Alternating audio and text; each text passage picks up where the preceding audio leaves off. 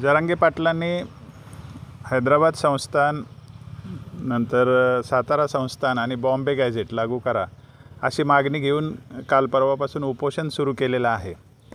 खरं म्हणजे त्याचा एकच छोटा अर्थ असा आहे की ज्या जाती आधीच ओबीसीमध्ये असतात त्यांच्या समकक्ष जाती किंवा त्यांच्याशी संबंधित असलेल्या जाती किंवा त्यांच्या उपजाती ज्या असतात त्या सगळ्यांना सुद्धा त्या आरक्षणाचे लाभ दिले पाहिजेत असा सरकारी नियम आहे।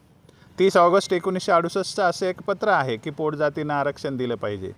परंतु इंदिरा साहनीचा निकाल आल्यानंतर 1992 नंतर आरक्षणामध्ये काहीही करायचं असलं तरी त्याला राज्य मागासवर्ग आयोगाकडे पाठवून त्याचा शिफारस घ्यावी लागते।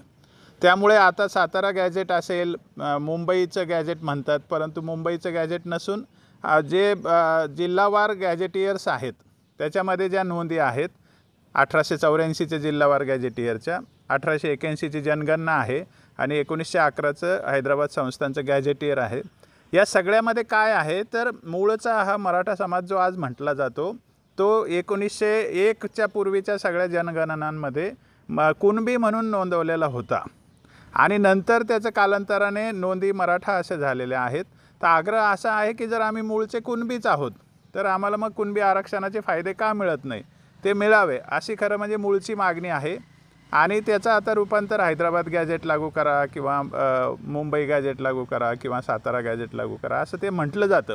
पण मूळचा 1881ची जनगणना अहवाल जी जातीनिहाय पहिली जनगणना होती, 1884चे जे जिल्हावार गॅझेटियर्स आहेत ते आणि 1909चं जे हैदराबाद संस्थानचं गॅझेटियर आहे ते, या सगळ्यामध्ये मूळ मराठा नोंद नसून या मराठा समाजाची सगळ्यांची कुणबी अशीच नोंद झालेली आहे।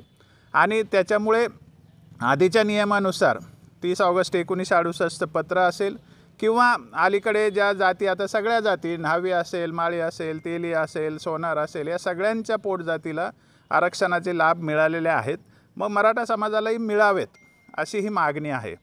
खरं म्हणजे ते द्यायचं असेल तरी सरकारने आधी या सगळ्या डॉक्युमेंट्सला आणि शिंदे समितीच्या अहवालाला राज्य मागासवर्ग आयोगाकडे पाठवण्याची प्रक्रिया सुरू करणं आवश्यक होतं। त्यांनी आतापर्यंत ते का केलं नाही हाच खरं म्हणजे महत्त्वाचा मुद्दा आहे।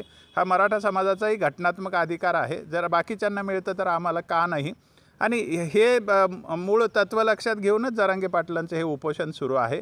जर हे गॅझेटियर लागू करण्याबाबत शिफारस जर अनुकूल शिफारस केली आयोगाने तर संपूर्ण मराठवाड्यातला किंवा महाराष्ट्रातल्या मराठा समाजाला कुणबी जातीच्या आरक्षणाचे फायदे मिळू शकतात, ही त्याच्या मागची एक कल्पना आहे।